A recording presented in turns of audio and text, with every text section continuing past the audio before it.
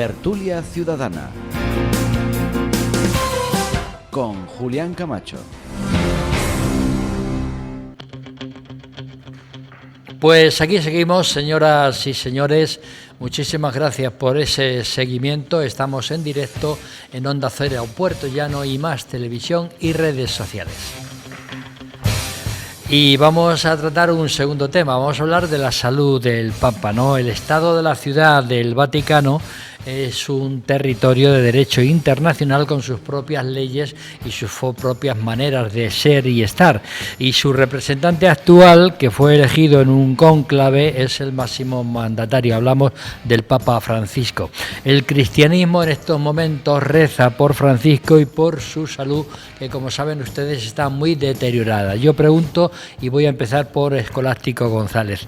El Papa Francisco pasa por momentos delicados de salud, como acabamos de decir, pero si ocurriera lo no deseado, ¿qué valoración hacéis de su mandato? ¿Puede y debe haber más papas que los necesitados, sabiendo que el Vaticano es un estado rico?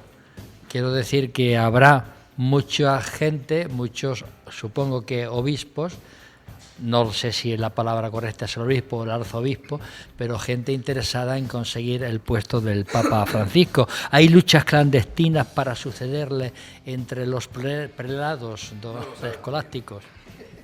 Bueno, no, efectivamente no lo sé, ¿no? Pero a lo largo de la historia sí que han sido muchas las luchas internas o por sucederse entre los papas, ¿no? Y muchas las historias que se cuentan acerca de los mismos. Pero vaya, yo, al margen de responder o no a esta última pregunta de las luchas clandestinas por suceder al actual prelado, tengo que decir que este prelado sí que hizo algo distinto a los demás, es que tiene hecho una especie de testamento vital o entregada una carta de renuncia si su estado de salud fuera de tal el deterioro para que pudiera otra persona sucederle aunque él estuviera vivo, ¿no? Algo que no ha sucedido nada más que en la anterior. Dimisión. Cabría alguna especie de dimisión, ¿no? Ya vemos cómo en el anterior papado con Benedicto precisamente se dio la posibilidad de que han convivido dos papas, uno emérito y otro él, Bergoglio, y él tenía preparado un documento, o tiene preparado un documento para que si su salud estuviera muy deteriorada y le impidiera estar al frente de la Iglesia, se pudiera quedar como emérito, renunciar y que hubiera otro papa, con lo cual, de alguna manera, viene a establecer o a quitar hierro a esas luchas clandestinas que dice la última pregunta. Con relación a la primera pregunta que hacías, ¿qué valoración hago del papado en este momento? Tengo que decir que muy positiva, ¿no? Yo soy una persona educada en valores cristianos desde el primer momento, con grandes vínculos a la religión, aunque no la profeso y estoy muy alejado de ello desde hace muchísimo tiempo, pero tengo que reconocer que parte de mis valores están basados precisamente en el cristianismo, ¿no? Y la figura del Papa Francisco me ha acercado a la Iglesia, por lo menos a la Iglesia como organización en los últimos años, ¿no? Su preocupación por los problemas por los demás, su sencillez, su coherencia, por las cosas pequeñas, por la inmigración, por el medio ambiente, por todo aquello que hablábamos antes de preocupación por los demás, la he visto en este Papa, y me ha hecho acercarme a la organización como Iglesia. Mis creencias después pueden ser otras totalmente distintas. Digo, acercarme a la organización como Iglesia y acercarme a él. Y tengo que decir que es uno de los papas que me han gustado a lo largo de la historia contemporánea que he podido conocer directamente en los últimos años. Manuel Tabás. Vamos a ver. El Papa Francisco, que es su nombre secular antes, Jorge Mario Bergoglio, accedió al papado el 13 del 2013, que en España ni te cases, ni te embarques, ni accedas a un papado. Y accedió de una manera poco común, es decir, por la renuncia de Joseph Ratzinger, el anterior papa. Solamente 6 papas a lo largo de la historia, de los 112 que hay actualmente, ha renunciado. Y el último que renunció fue hace 600 años. En cuanto a cuál ha sido su papel, si positivo o negativo, para mí ni positivo ni negativo. Han nadado entre dos aguas en muchos aspectos. Sí ha sido positivo en la apertura de la Iglesia, es decir, quitó esa sacralidad de lo que era ser papa, de representante de Dios en la tierra, y se acercó a los creyentes, es decir, que lo vieran como persona primero antes que como papa, ¿no? E incluso quiso que los sacerdotes abrieran las iglesias a la gente y se acercase a la gente. Eso fue positivo también. Reguló el colegio cardenalicio, que hasta entonces, pues a los países del tercer mundo y demás no se le tenía en cuenta para cardenal. Entonces ahora mismo está en un 50-50, mitad y mitad, de países, digamos, de siempre, Francia, Inglaterra, Francia, Alemania, España y demás, y países del tercer mundo en este caso, ¿no? ¿En qué es...? Y hasta él mismo lo dijo, es que una de sus frases son: yo fui haciendo lo que el Espíritu Santo me iba diciendo que hiciese, y cuando no lo hice me equivoqué. ¿En qué se equivocó? Pues quiso limpiar la imagen de la Iglesia en cuanto a los abusos a menores. Y sí, ya el anterior Papa pidió perdón, y él también, pero el perdón no solo bastaba, porque no solo había quien cometía los actos o esos, sino también quienes los encubría. Y el encubrimiento llegó hasta altas esferas y nunca pagaron por ese encubrimiento. Después fue radical en 3 aspectos, que es en el aborto, en la eutanasia,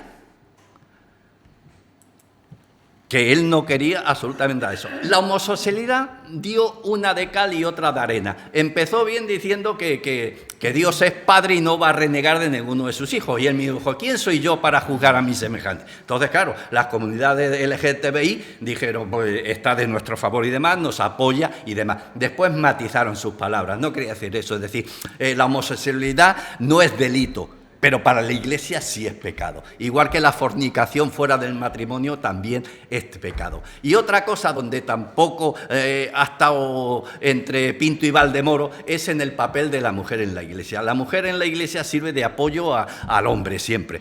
A pesar de que el 2021 hizo un documento pontificio que le permitió ya subir al atril para poder leer las Escrituras, siguen siendo de apoyo tanto a los sacerdotes como a los diáconos. No pueden confesar, indudablemente, no pueden decir misa y no pueden realizar sacramentos. Luego continúas, que ya Vale. has dado una buena perorata. Hay un WhatsApp que dice que si el Vaticano es el país más rico del mundo, ¿por qué hay pobres? Don Florentino López. Bueno, hay pobres porque también hay muchos otros estados son ricos y no reparten su riqueza. Pero aparte de eso, yo creo que lo mejor que podemos decir del Papa, yo me siento muy alejado de la Iglesia y en fin, por muchas razones que ahora no quiero confesar, ¿no? Utilizando el argot eclesiástico. Lo mejor que se puede decir del Papa Francisco es que es un argentino lúcido. Es quizá uno de los pocos que haya, ¿no? Y que después de... ¿Algún argentino se va a sentir ofendido? No, he dicho alguno de los pocos. De los pocos muchos. lúcidos, vale. Después de Benedicto, que fue un papa absolutamente nefasto para la Iglesia, porque se dedicó solamente a las cuestiones teológicas, la Iglesia reaccionó como organización y dijo: después de este hay que buscar un papa más social, que intente, y ese es el intento permanente de la Iglesia, recuperar la influencia que tuvo la Iglesia en la sociedad, que la Iglesia se está dando cuenta que cada vez tiene menos influencia. Entonces vamos a elegir no un papa interno y teólogo, sino un papa más social, un papa más abierto. Y eligen al Papa Francisco. ¿Lo ha logrado? ¿Ha logrado recuperar la influencia que tuvo la Iglesia anteriormente? Yo creo que no. ¿Por qué? Porque tiene muchas asignaturas pendientes que no es capaz de resolver, porque eso está enquistado ahí y no hay quien lo mueva. El papel de la mujer, que ya se ha comentado, un papel absolutamente residual. El tema de los anticonceptivos, que la Iglesia tampoco acaba de tomar una decisión acertada. Y aunque él lo intenta, muchos obispos, muchos arzobispos y una parte importante de la Iglesia sigue estando al lado del poder, no al margen del poder como él quisiera, ¿no?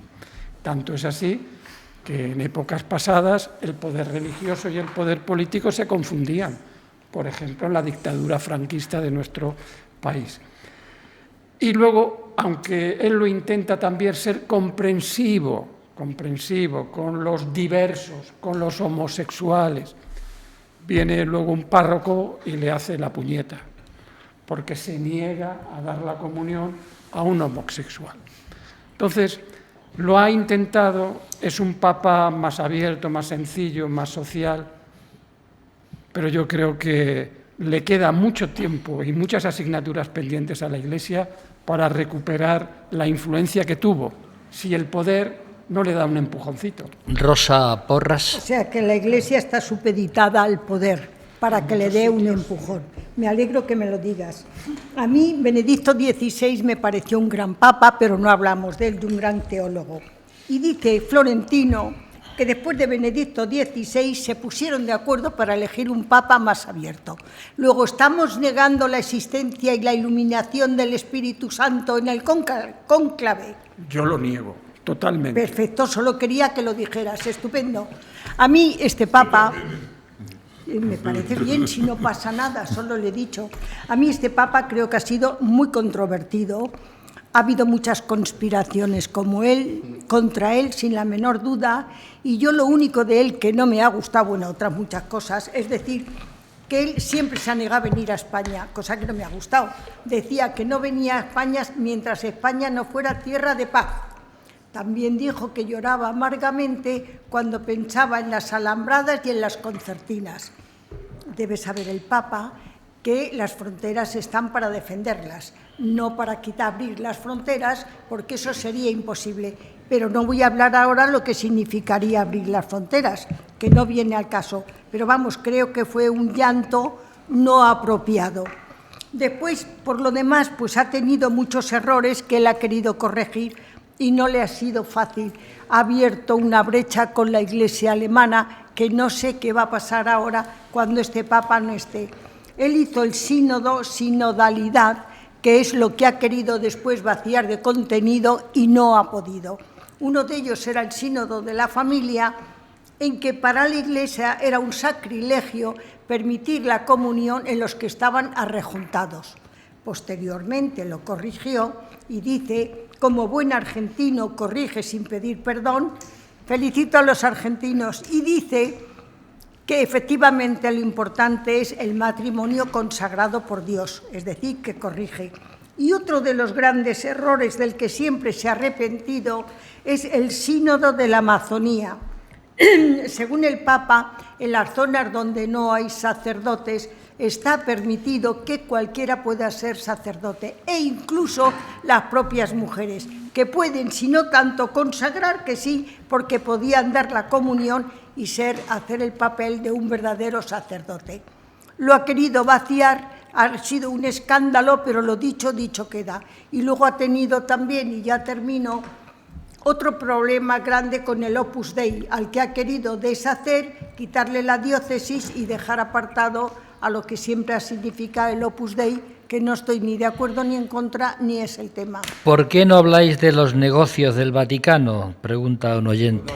Adelante. Sí, porque necesitaríamos casi un día. Una de las cosas que ha hecho este Papa precisamente es intentar levantar el secretismo en torno al Vaticano, pero hay que recordar que el Vaticano es un Estado dentro de Roma y que en ese Estado no solo manda el Papa, hay otros muchos poderes fácticos, entre comillas, o en este caso religiosos, o familiares incluso, o casi mafiosos, que de alguna manera han coartado el mandato del Papa, que dentro de lo que cabe, dentro del orden papal, ha sido uno de los papas más abiertos y más comunistas, progresistas, más de izquierdas, como queramos llamarles, que ha tenido la Iglesia, así es que se le puede llamar así. Entonces, yo recuerdo una persona, un familiar mío muy, muy allegado, que era religioso, que iba a misa, y que cuando fue a Roma y fue al Vaticano y vio todo lo que había en el Vaticano, pues la religión se le vino al suelo, ¿no? Prácticamente, ¿no? Y eso es una de las cosas que este señor nos comentaba y que tú preguntabas, ¿no? La cantidad de riquezas que hay ahí, que ha acumulado el Estado Vaticano a lo largo de su historia y que lógicamente ahí siguen estando, porque, como ya decía, el Papa no es quien manda en todo eso, hay muchas más cosas. Aparte de esto, estamos hablando de Papa, el Papa hablaba de que ya en su mandato como buen jesuita de antemano ya demostró un poco por dónde iban a ir los tiros en su papado y dijo que él estaba ahí para construir puentes en lugar de levantar muros. Y efectivamente eso es lo que ha intentado hacer, tanto en el aspecto religioso, con sus primeros acuerdos en Pekín para poner de acuerdo a dos religiones que están enfrentadas en este lugar. Pero yo sobre todo destacaría del Papa su transparencia y su austeridad y también su lucha por ejemplo, la protección de los menores, la prevención de los abusos, que hasta ahora ningún papa quizá lo hubiese hecho tan abiertamente, pero no lo suficiente como hasta ahora.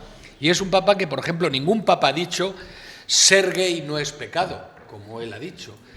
Por otra parte, tampoco ha dicho ningún papa que las personas LGBT son hijos de Dios y Dios les ama. Aunque siempre yo creo que se ha quedado un poco corto porque, como ya digo, no es él en definitiva el que manda en todo esto. Pero ha habido cosas que han demostrado de alguna manera también que era distinto a los anteriores papas, como por ejemplo su humildad.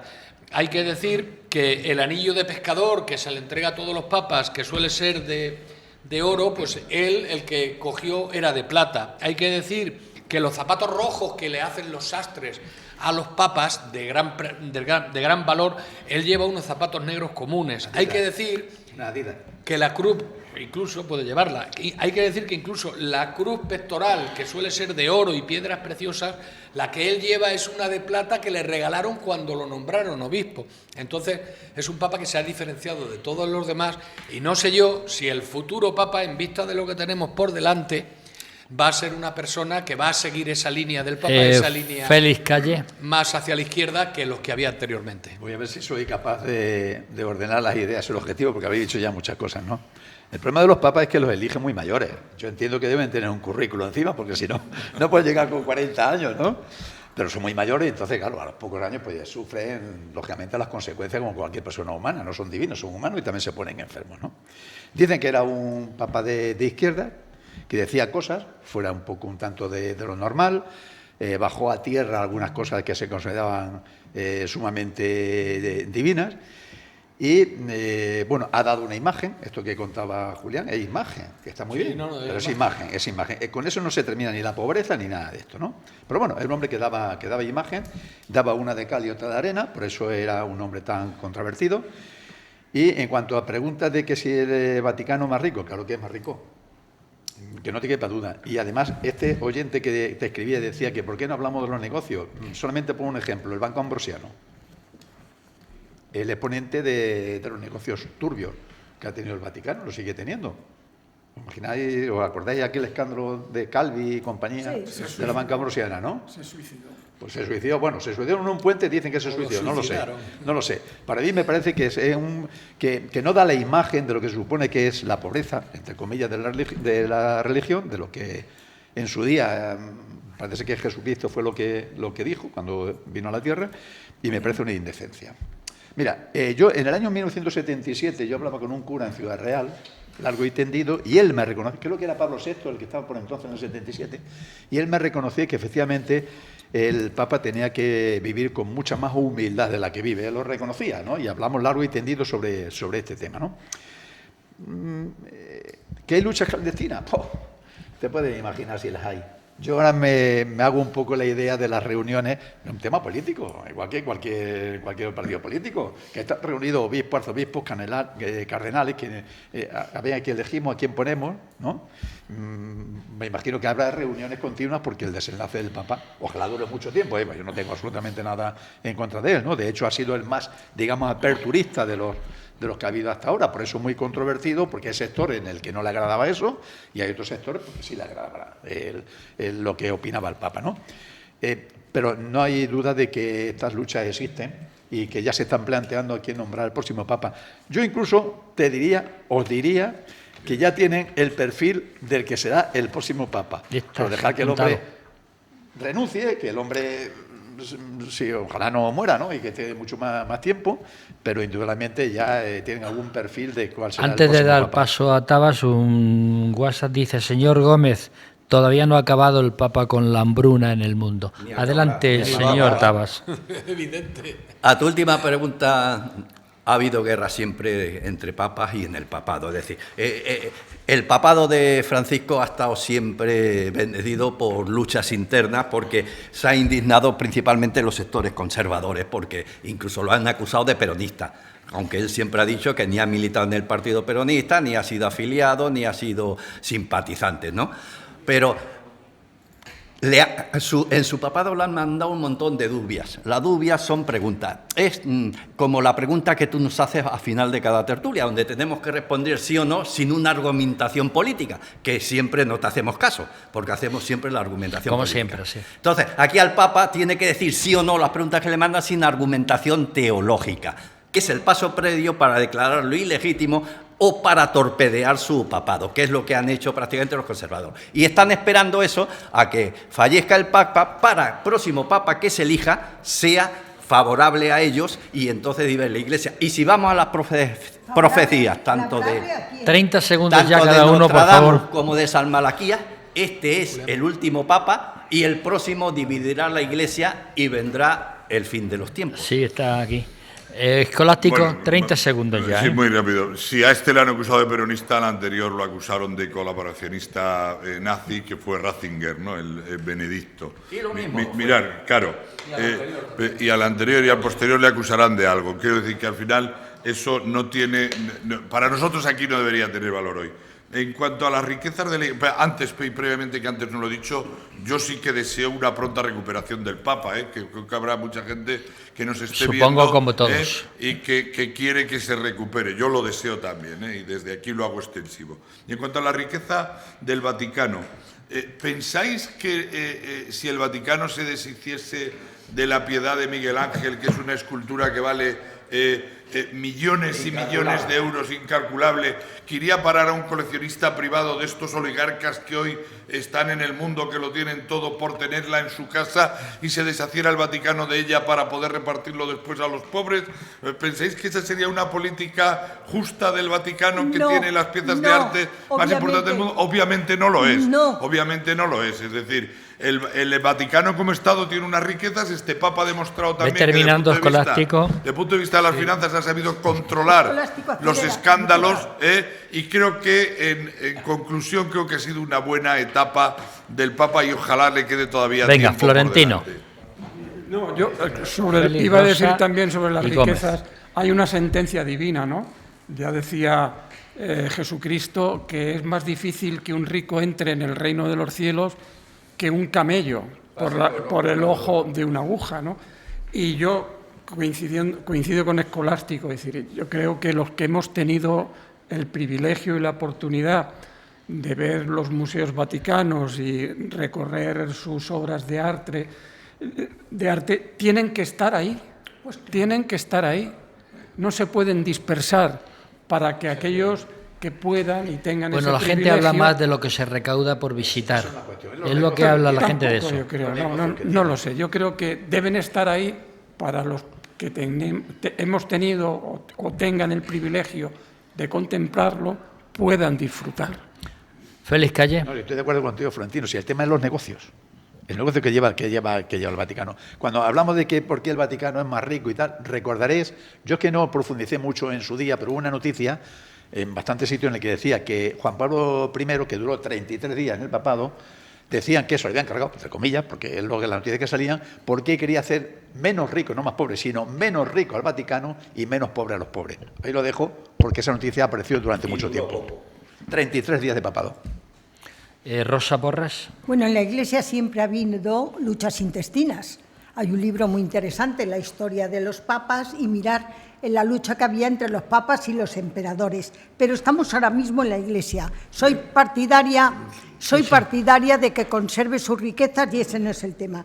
Quiero decir que la Iglesia en España tiene un de gasto de gasto que le ahorra al Gobierno 1.428 millones, 4 veces más que lo que le asigna la Iglesia, la agencia tributaria, y da trabajo, no sé si son a 9.000 y pico personas. Es decir, la Iglesia contribuye en la sociedad ampliamente. Julián Gómez. Yo quería decir, en respuesta a lo que nos acaban de decir, aunque ya me ha ayudado tanto Rosa como Escolástico y Florentino a este tema, que ni con todo lo que tiene la Iglesia, si lo vendiese, ni si diese todo lo que cobra diariamente por las visitas, se acabaría la hambruna en el mundo. La hambruna en el mundo no se acaba así tampoco. O sea, la hambruna en el mundo se acaba enseñando al que no sabe cultivar a cultivar, al que no sabe trabajar a trabajar.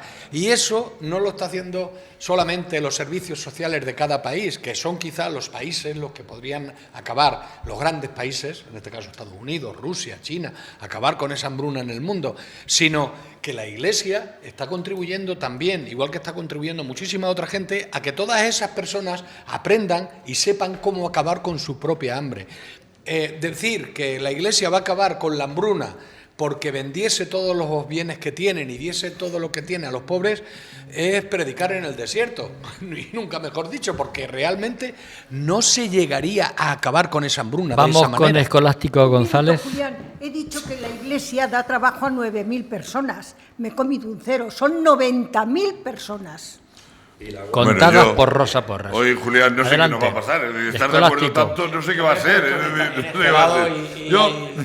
Yo creo que la redistribución de la riqueza es un tema político que se debe resolver desde la política, con los impuestos y con esa redistribución precisamente de la riqueza a nivel de cada uno de los países, pero más allá de los países a nivel global también, para hacerlo. Y luego hay otra cuestión también importantísima, ¿no? Desde el punto de vista de la pobreza y la riqueza, es que hay varios mundos que coexisten en este momento, ¿no? Hay mundos de donde viene la inmigración, que tenemos este primer mundo, por decirlo de alguna manera, con escasas posibilidades, que también es un problema económico mundial que ha de resolverse a nivel mundial, con la redistribución mundial de la propia riqueza, Pues, ¿no? Y sin embargo, adelante. sin embargo, las políticas y geopolíticas que hay en este momento por los grandes bloques no van a contribuir a esta redistribución mundial de la riqueza. Bueno, y no se la podemos creo que exigir a la todos Iglesia. deseamos que evidentemente pueda mejorar el Papa y que dure muchos años más, pero es evidente que en su estado de salud, y es evidente también que por la edad que tiene, 89 años, pues le ha de quedar poco, ¿no? En ese caso, mientras le quede vida, ¿debe renunciar Manuel Tabas? Él siempre ha dicho que los papas ¿Sí tienen o que no? renunciar. No, cuando se mueren. Rosa Porras, ¿debe No, renunciar? es una cuestión personal, no. Calle, Yo creo que no, aunque él pueda considerar y pueda querer otra cosa. Gómez, Mientras la cabeza le rija, no tiene por qué. Florentino, Si no está en condiciones mentales, debe renunciar. Escolástico. Yo creo que él lo ha hecho de alguna manera. Tiene un documento firmado, si no me equivoca lo que he leído y he podido ver, donde si no estuviera con sus facultades mentales en orden, pudiera celebrarse el cónclave y quedara como emérito. Pues hasta aquí ya. Gracias, queridos tertulianos, gracias, señoras y señores espectadores y oyentes y personas que nos ven a través de las redes sociales. El próximo martes volvemos, tendremos la presencia del señor alcalde de Ciudad Real, que se someterá a las preguntas de los tertulianos. Otro tipo de alcaldes, por ejemplo, el mes pasado no pudimos hacerlo, puesto que por unas causas u otra no vinieron a esta casa, pero que esta casa está abierta a todo tipo de alcaldes, sean del partido y la ideología que fueren. Muchísimas gracias, que sean felices y hasta entonces. En mis ojos solo se refleja el brillo de mi alma cuando sale a pasear. Que nada me amargue este lindo camino, que se abran ventanas para respirar. No importa el destino, es la brisa del vuelo la que me acaricia hacia la libertad. Que mis pasos dejen las huellas marcadas, que en el horizonte resuene mi voz. No importa el destino, es el viento en la cara